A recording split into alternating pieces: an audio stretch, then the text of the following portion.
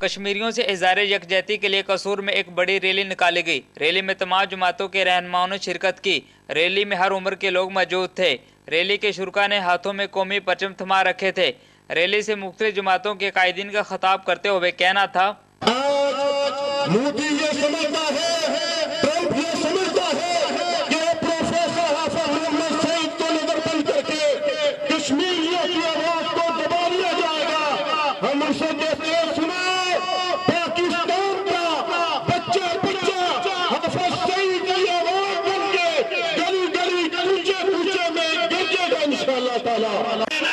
ہم تو رب سے باتیں کرنے والے، خون پیش کرنے والے، مظلوموں کے ساتھی، ہم نے تو اللہ سے کہہ دیا، اللہ میاں صاحب کو سمجھا دے یہ کتنی بڑی غلطی کر رہا ہے۔ یہ شہداء کے پشتی بانوں کو، یہ جو دنیا کے مظلوموں کی آواز کو بند کرنا چاہتے ہیں۔ سعید صاحب کو جلدی جو ہے رہائی عطا کریں، اور جو وہ مشن لے کے چلنے والے ہیں اس مشن کے اوپر کام کریں اور کشمیریوں کو آزادی دلائیں۔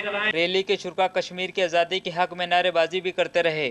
کشمیر بنے گا، کشمیر بنے گا۔ ریلی کے شرکاء کا کہنا تھا، جب تک کشمیر آزاد نہیں ہو جاتا ہم چین سے نہیں بیٹھیں گے۔ کیمرہ مین ملک امجد کے ساتھ میاں آصف قصوری، پاک نیوز، قصور۔